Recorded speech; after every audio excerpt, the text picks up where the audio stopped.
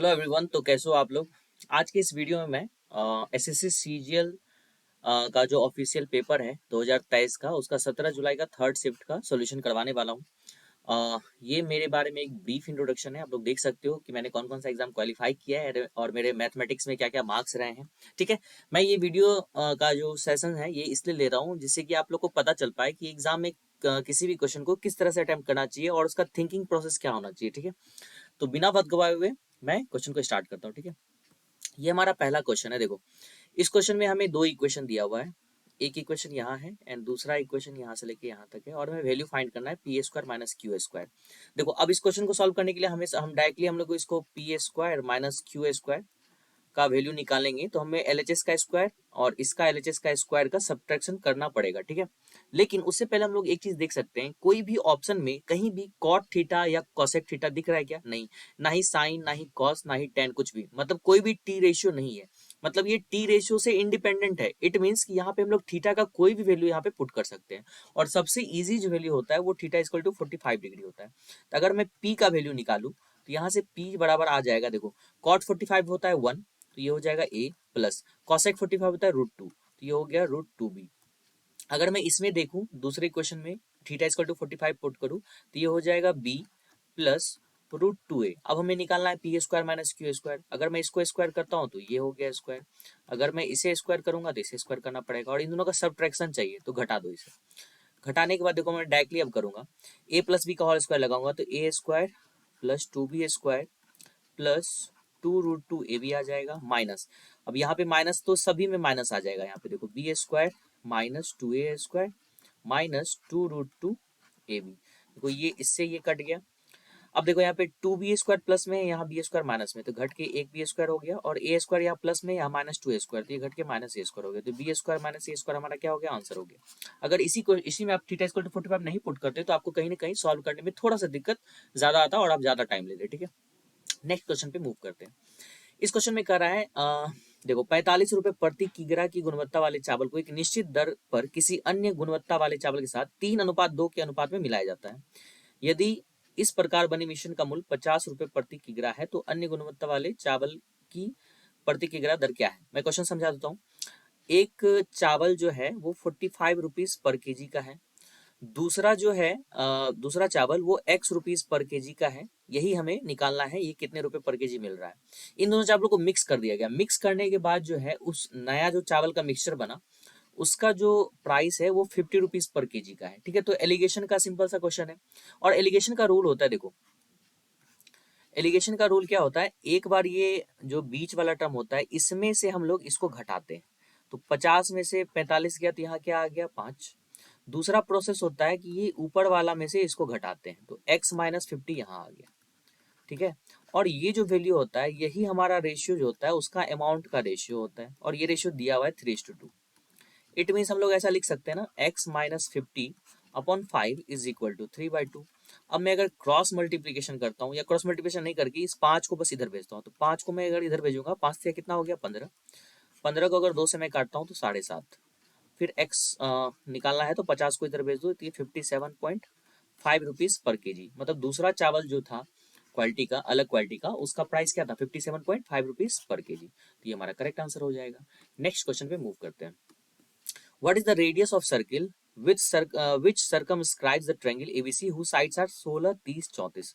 अब देखो एक ट्रायंगल है हमारा 16, 30, 34 है ना, अगर मैं इसे 2 से डिवाइड दे दूं, देखो जब भी ऐसा क्वेश्चन आता है ना जनरली ये राइट एंगल ट्रायंगल का होता है, लेकिन हमें ये ट्रिपलेट किसी को भी याद नहीं होता है, तो इसे कोशिश करो कि इसे छोटा बनाए। अगर मैं 2 से डिवाइड करूं, क्योंकि 2 सबका एचसीएफ आ रहा है, मतलब 2 से सब कट रहे हैं, तो ये हो जाएगा 8, 15 और 17, और 8, 15, 17 जो है सभी को याद रहता है कि ये एक राइट एंगल ट्रायंगल है। इट मीन 16, 30, 34 भी एक राइट एंगल ट्रायंगल है, और राइट एंगल ट्रायंगल का हाइपोटेनस 34 हो जाएगा। ये 16 ले लो, ये 30 ले लो। अब किसी भी राइट एंगल ट्रायंगल का अगर कोई सर्कमस्क्राइब सर्किल होता है, ठीक है, ये ऐसा सर्किल, तो जो हाइपोटेनस होता है ट्रायंगल का ना, वो इस सर्किल का डायमीटर होता है। इसका मतलब 34 जो है वो डायमीटर है, तो रेडियस हमारा क्या आ जाएगा भाई? 17 सेंटीमीटर। तो हमारा 17 यूनिट क्या हो जाएगा? आंसर। नेक्स्ट क्वेश्चन पे मूव करते हैं हम लोग। इस क्वेश्चन में कहा गया है, a man is walking at a speed of 14 kilometre per hour. After every kilometre he takes rest for 7 minute. How much time will he take to cover a distance of 7 kilometre. सबसे पहले 14 kilometre per our का मतलब क्या हो गया कि वो 1 घंटे में 14 किलोमीटर जा रहा है। इसको मैं उल्टा भी तो लिख सकता हूँ ना, 14 किलोमीटर का डिस्टेंस कवर कर रहा है। 1 घंटे को मैं इस मिनट में चेंज कर लेता हूँ, 7 मिनट। 60 मिनट में इसलिए लिखा हूँ क्योंकि यहाँ पे देखो हर एक 1 किलोमीटर चलने के बाद वो 7 मिनट का रेस्ट ले रहा है, तो टाइम यहाँ पे मिनट में ही हम लोग कंसीडर कर रहे हैं। तो 1 किलोमीटर चलने में उसको कितना टाइम लगेगा, 60/14, मतलब ये हमारा क्या हो गया, 30/7 मिनट। ठीक है।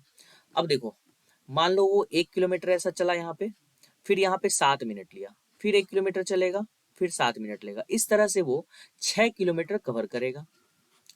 3, 4, 5, 6, सातवां जो कवर कर लेगा तो वो फाइनल पोजीशन पे पहुंच जाएगा।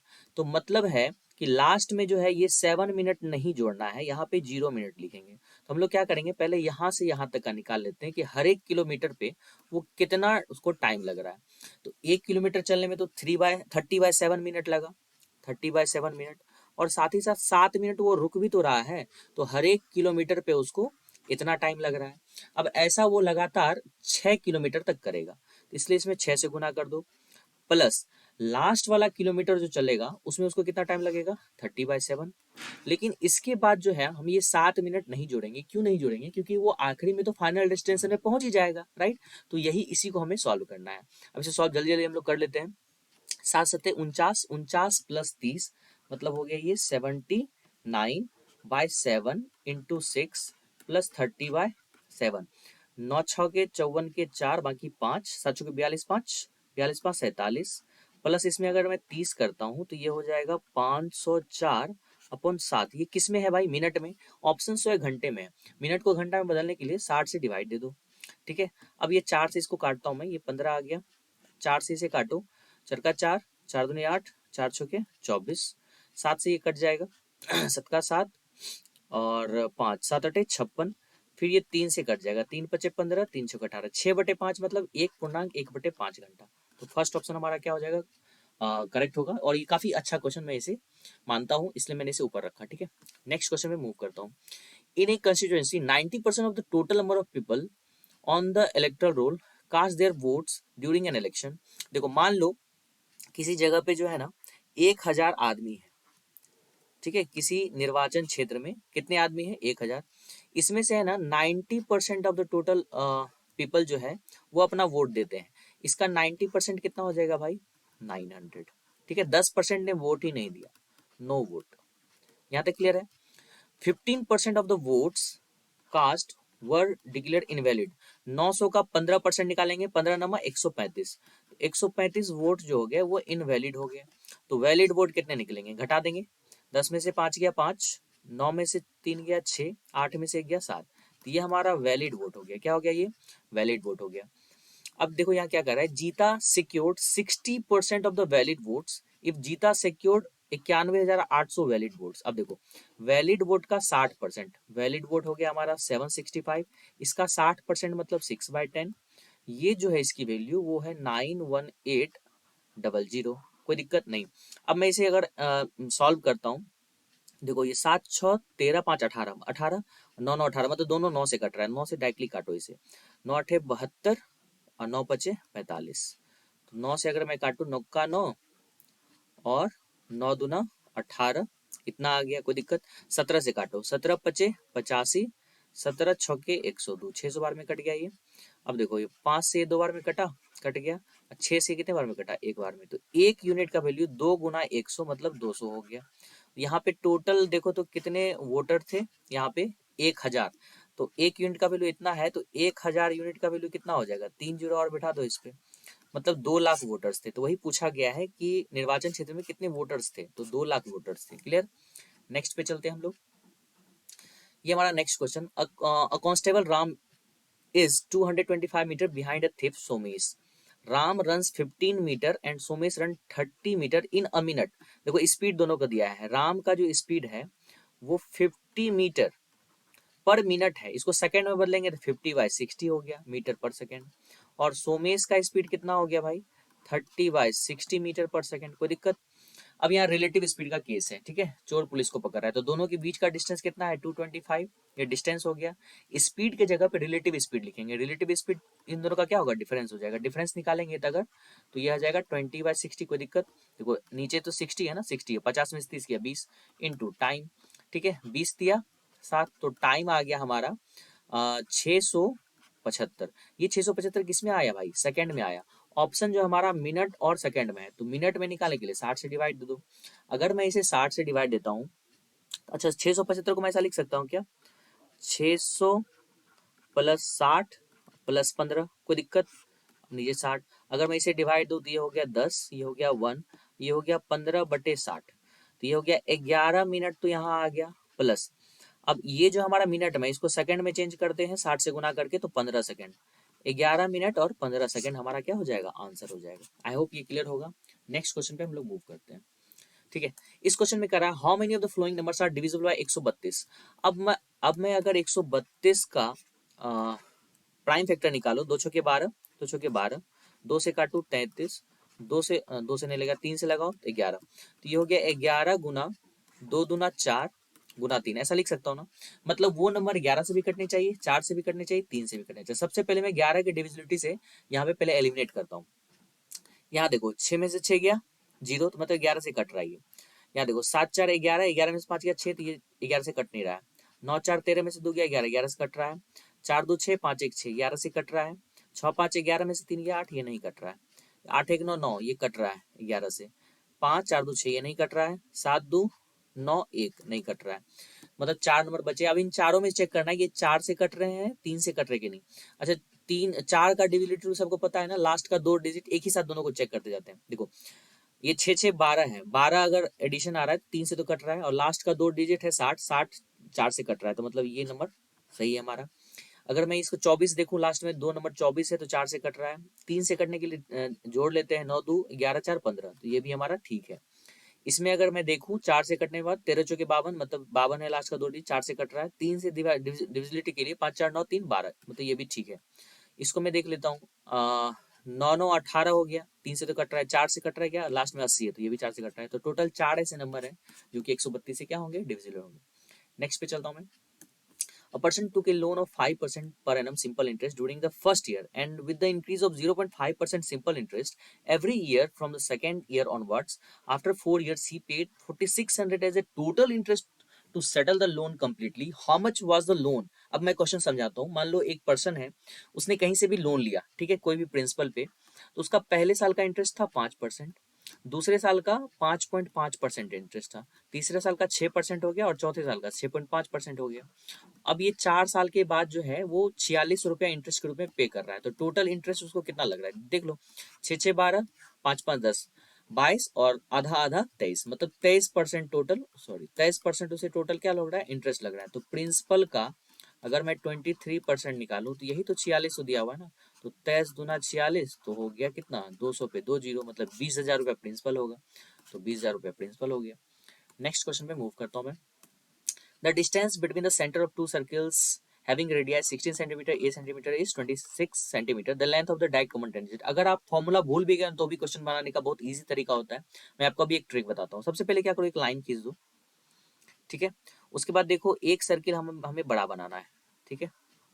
लेकिन एक बार ये भी चेक कर लेना कि ये दोनों सर्किल एक दूसरे को इंटरसेक्ट कर रहे हैं, या फिर एक दूसरे को टच कर रहे हैं, या फिर मतलब दोनों को टच भी नहीं हो रहा है, बाहरी बार बन रहा है। ये आपको चेक करना है। ये चेक कैसे करते हैं, देखो अगर दोनों के रेडियाई को ऐड करोगे तो 16 8 कितना होता है, 24, और दोनों के सेंटर के बीच का डिस्टेंस कितना है, 26। तो अगर R1 प्लस R2 जो है लेस देन हो जाए डिस्टेंस बिटवीन देयर सेंटर्स, तो वो दोनों सर्किल एक दूसरे को टच भी नहीं करेंगे, ठीक है। तो मतलब एक बड़ा सर्किल बनेगा, एक छोटा सर्किल बनेगा, तो एक छोटा सर्किल बना दो, ठीक है।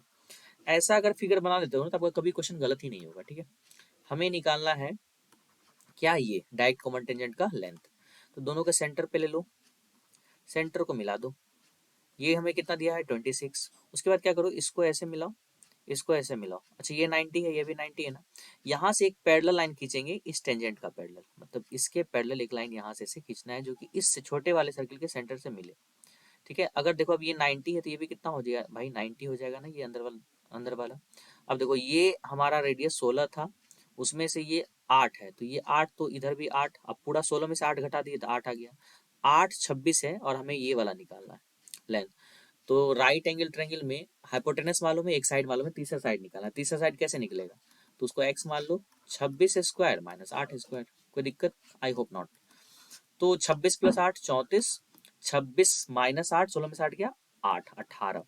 ठीक है, अब देखो इसको आप पूरा सॉल्व नहीं करने लगना, यहाँ पे काफी अच्छे से दिया हुआ है 153 132, मतलब बड़ा से बड़ा नंबर अंदर ही है। इसको मैं लिख सकता हूँ कि 17 गुना 2। ठीक है, इसको मैं लिख सकता हूँ क्या 9 दूना 18, राइट।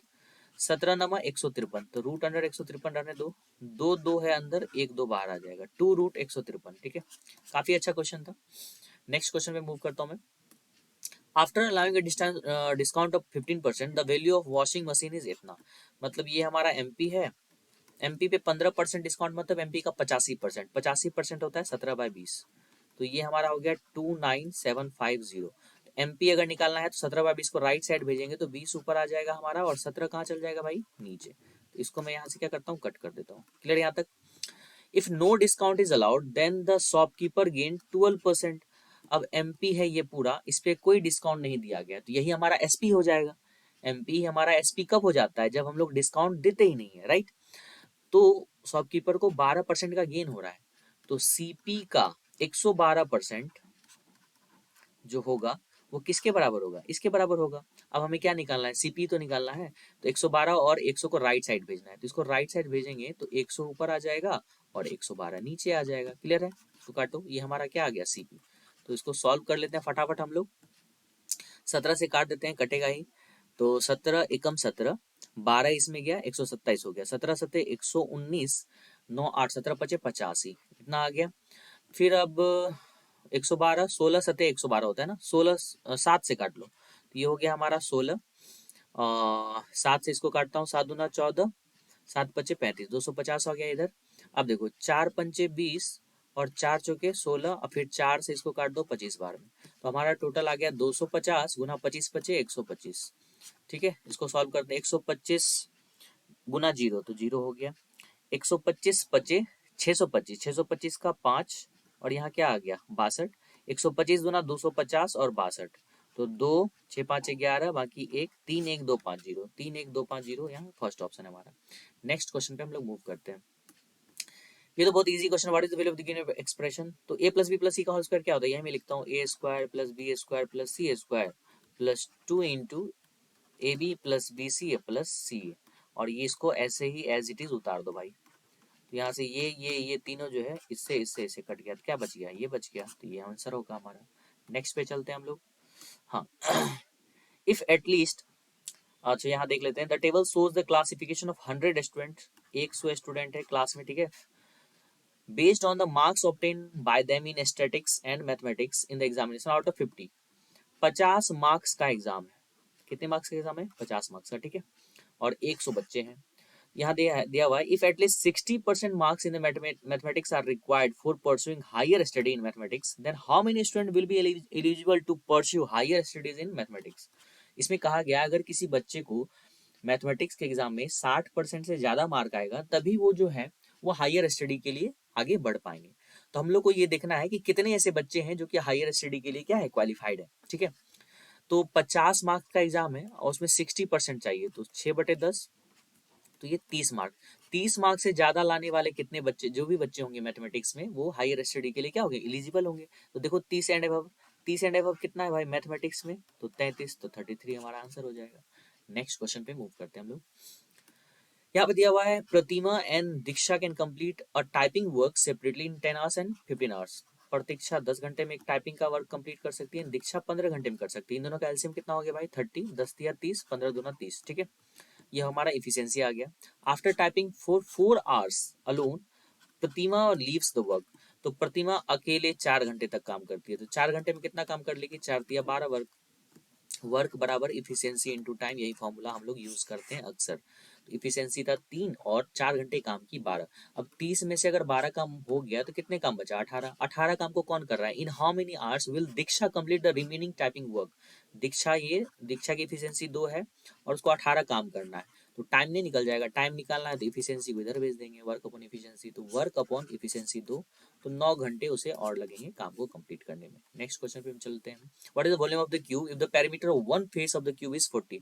क्यूब का हर एक फेस जो होता है एक स्क्वायर होता है, स्क्वायर का पेरीमीटर क्या होता है 4 इंटू साइड, तो ए बराबर हमारा कितना आ गया 10, और इसका वॉल्यूम निकालना है तो वॉल्यूम होता है ए क्यू मतलब 1000। Next question.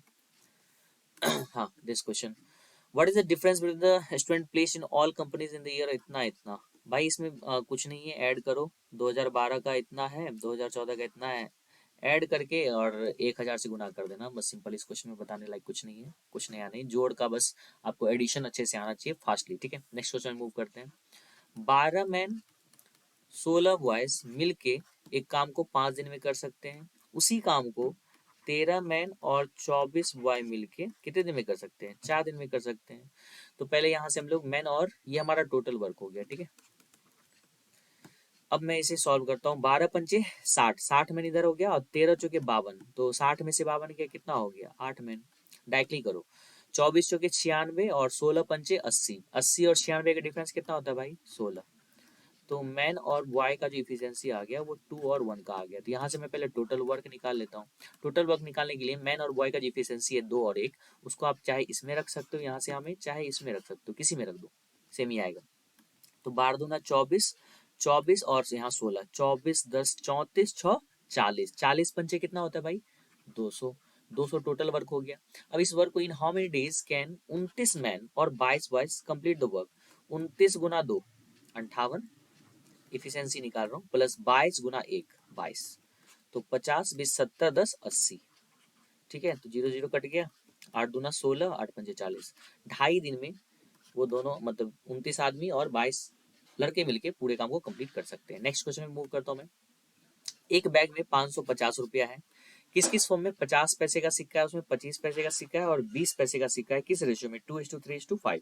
The difference between the amounts that are contributed by 50 paise and 20 पैसे। देखो 50 पैसे को हम लोग क्या लिखते हैं भाई हाफ रुपया, 25 पैसे को क्या लिखते हैं 1/4 रुपीज, और 20 पैसे को क्या लिखते हैं 1/5 रुपीज। क्लियर। अब यहाँ पे उसकी संख्या का रेशियो है इतना, तो इसको हम लोग 2x, इसको 3x और इसको 5x मान लेते हैं।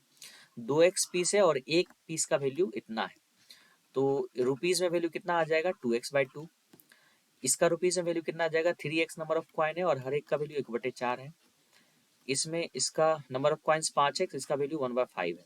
तो ये जो हमारा अमाउंट आया रुपीज में आया, और इसी का वैल्यू हमें कितना दिया हुआ है 550। क्लियर।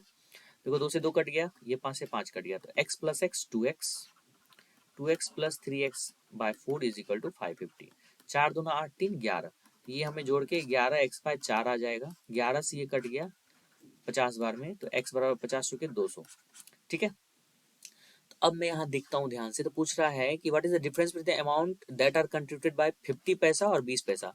50 पैसे का जितना कॉइन होगा उसका अमाउंट, और 20 पैसे का जितना कॉइन होगा उसका अमाउंट निकाल के उन दोनों का डिफरेंस पूछ रहा है कितना रुपया होगा, ठीक है। तो रुपया तो हम लोग यहाँ निकाल चुके थे, ठीक है। ये जो है हमारा ये 50 रुपए का कंट्रीब्यूशन है टोटल, और ये जो है हमारा वो कितना है, किसका कंट्रीब्यूशन है 20 पैसे का कंट्रीब्यूशन है, तो इसका वैल्यू भी x है और इसका वैल्यू भी x है, तो दोनों का डिफरेंस तो ऐसे ही 0 हो गया। ये नहीं भी सॉल्व करते हम लोग डायरेक्टली बता सकते थे कि 0 हमारा दोनों का डिफरेंस होगा, ठीक है। नेक्स्ट पे चलते हैं हम लोग।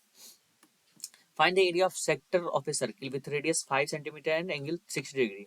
तो एरिया ऑफ सेक्टर होता है theta upon 360 into pi r square, मतलब 25, ये कट गया कितने बार में 6 बार में, 6 से इसको भी काट दो भाई, 0.6 पंचे 30, 6 दूना 12, 6 त्रिका 18, उसी तरह चलते जाएगा। अब इसको मल्टीप्लाई करो, 25 तिया 75 के 5 बाकी 7, 25 तिया 75 और 7 82 के 2 बाकी 8, 25 दूना 50 8 58 के 8 बाकी 5, 25 पचे 125, 125 और 5 130, 1 2 3 4 1 2 3 4 13.08 समथिंग, 13.08 मतलब 13.1 के आसपास आ गया, ठीक है। नेक्स्ट पे चले हम लोग, सॉल्व कर लेना इसे यार, गुना है। हाँ इसमें देखो जरा, 277 और 323 को गुना करना है, तो 300 इन दोनों का अगर बीच में मैं देखूं, 300 से ये 23 कम है, ये 23 ज्यादा है, तो 300 माइनस 23 इंटू 300 प्लस 23। ये बच्चा वाला क्वेश्चन भी आजकल एसएससी में पूछा जा रहा है, तो कुछ भी चीज छोटा बड़ा नहीं होता है, जो समझ में आ रहा है जो अच्छा लगे वो पढ़ो। ये 6 7 की क्लास में होता है a plus b minus b का फॉर्मूला। तो ए स्क्वायर माइनस बी स्क्वायर ये हो गया इतना, 23 का स्क्वायर होता है 529, घटा दो, 1 7 4 8 सॉरी 9 और 8 8 9 4 7 1 8 9 4 7 1। नेक्स्ट पे चले। हाँ, cos x बराबर है -1/2। देखो अब मैं यहाँ आ जाता हूँ, कॉस कहाँ कहाँ निगेटिव पॉजिटिव होता है वो देख लेते हैं। कॉस इसमें पॉजिटिव होता है और फोर्थ में पॉजिटिव होता है, इसमें कॉस निगेटिव होता है, इसमें कॉस क्या होता है, निगेटिव होता है। अब कॉस का वैल्यू कितना है यहाँ पे -1/2, x lies in third quadrant. Third quadrant का वैल्यू होता है 180 डिग्री से लेके 270 डिग्री के बीच होता है। तो मैं इसको क्या ऐसा लिख सकता हूँ, सबसे पहले जरा ध्यान से देखें, कॉस जो एक्स है हमारा यहाँ पे, इसको 180 प्लस एक्स लिख के मैं इसको ऐसा लिख सकता हूँ क्या, माइनस कॉस एक्स, ऐसा लिख सकता हूँ ना। ये हमारा फॉर्मूला होता है। और देखो जरा ध्यान से, इसका वैल्यू 1/2 है, तो कॉस थीटा का 1/2 जो वैल्यू होता है वो 60 डिग्री पे होता है। किस पे होता है, 60 डिग्री पे। इट मीन्स अगर मैं यहाँ पे कॉस 180 डिग्री प्लस 60 डिग्री कर दूँ तो ये हो जाएगा माइनस कॉस 60 डिग्री, जिसका वैल्यू हो जाएगा -1/2, राइट। इट मीन्स कि एक्स का वैल्यू हमारा 60 आ गया। अब हमें पूछा है 10x, 10, या तो आप x इसको ले लो या तो पूरा ले लो, ये मतलब 180, x हमारा मतलब एक्चुअली ये पूरा हो गया 240, तो 10 240 लिखो तो भी ये 10 180 डिग्री प्लस 60 डिग्री लिखूंगा, और 10 ये 60 डिग्री हो गया, और 10 60 का वैल्यू कितना होता है, √3। वैसे भी थर्ड क्वाड्रेंट में 10 पॉजिटिव होता है, ठीक है, तो √3 हमारा क्या हो जाएगा, आंसर हो जाएगा। नेक्स्ट क्वेश्चन में मूव करते हैं हम लोग। हमें निकालना है cos 75 डिग्री और इस फॉर्मूला का यूज करना है, ठीक है। 45 डिग्री 75 जब भी आए तो इसको आप 45 डिग्री और 30 में ब्रेक करो, ठीक है। अगर मैं यहाँ पे cos 45 डिग्री प्लस 30 डिग्री लिखता हूँ, देखो इस फॉर्मूला पे हम लोग यहाँ बिठा देते हैं, तो cos A cos 45 1/√2, cos B cos 30 हमारा कितना हो जाएगा, √3/2, माइनस साइन 45 1/√2 और साइन 30 कितना होता है 1/2, तो ये हो गया हमारा √3 माइनस 1/2√2। लेकिन ऐसा तो ऑप्शन है ही नहीं, अगर ऑप्शन नहीं है तो ऑप्शन बना लेंगे वैसा, इसको रेशलाइज करेंगे। √2 नीचे है ना, तो ऊपर नीचे आप √2 से मल्टीप्लाई करो इसमें, ये ऊपर आ गया √6 माइनस √2 और नीचे आ गया 4। अब देखो मिल जाएगा ये, तो ये हमारा करेक्ट ऑप्शन हो गया। नेक्स्ट क्वेश्चन पे मूव करता हूँ मैं। A table was bought for rupees 3,000 and sold 3,200. Find the gain or loss in terms of money. तो बहुत इजी भाई, 3,000 में खरीदे 3200 में बेच दिए, 200 रुपया का फायदा। बताओ, इतना इजी क्वेश्चन पूछता है कभी कभी। नेक्स्ट पे चलते हैं हम लोग। तो ये है, Sarthak and Mohan have been assigned work to design a room for ceremony. Sarthak can design the entire room in 12 days. तो सार्थक जो है 12 दिन में कंप्लीट कर सकता है और मोहन जो है उसी काम को 15 दिन में कर सकता है। तो 12 15 का एलसीएम 60, 12 पंचे 60, 15 चौके 60। ये आपको इतना प्रैक्टिस हो जाना चाहिए कि एलसीएम सीधे आप देखते के साथ बता सको, 60 होगा, 20 होगा, 50 होगा, 30 होगा, कुछ भी। इन how many days will the work be completed if they work together. तो 60 काम है, दोनों मिलके, दोनों का एफिशिएंसी 9 हो गया, इसको डिवाइड दो, 9 छाके 54, 6 बचा, फिर 9 छाके 54, 6.67। तो हमारा ये करेक्ट आंसर होगा। नेक्स्ट पे चलते हैं हम लोग। x प्लस 1/x माइनस 6 है, इसका निकालना है, तो सबसे पहले एक्स स्क्वायर प्लस 1/x² निकालिए आप, तो +2 बराबर 36 हो गया, 2 को उधर भेज दो, तो ये हो गया 34।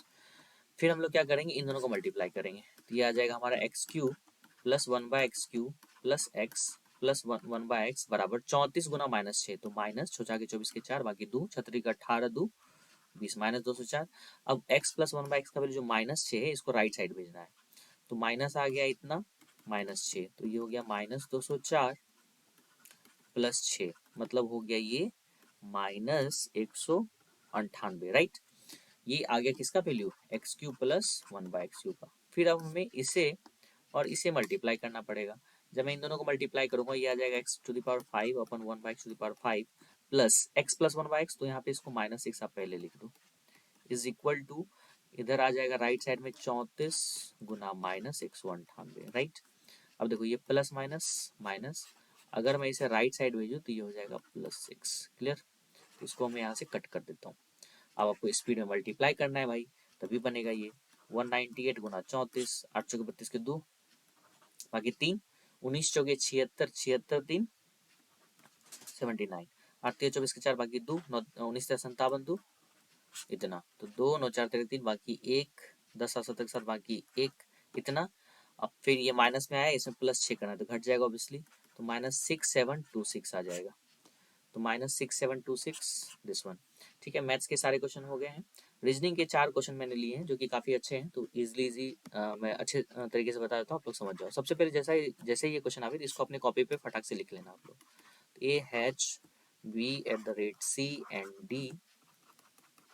तो इसमें मैंने बताया था कि पहले आप पहला लाइन पढ़ो, P@Q means P is brother of Q। मतलब इसको मैं कैसे लिखूंगा, Q का ब्रदर P है ना, ऐसा लिखूंगा ना। तो जैसे मैंने ऐसे लिखा तो सबसे पहले इधर आ जाओ, D#E तो P# में क्या है, डॉटर, तो यहाँ पे आप कर दो डॉटर। फिर एंड का क्या दिया हुआ है देखो ध्यान से, P is the father of Q तो ये हो जाएगा फादर। @ में क्या दिया हुआ है, ब्रदर, ये हो गया ब्रदर। और हैशटैग में क्या दिया हुआ है, डॉटर, ये हो गया डॉटर। अब पूछा क्या है, then how is B related to E, तो बी और ई में रिलेशन पूछा है, राइट। तो यहाँ से हम लोग बढ़ते हैं।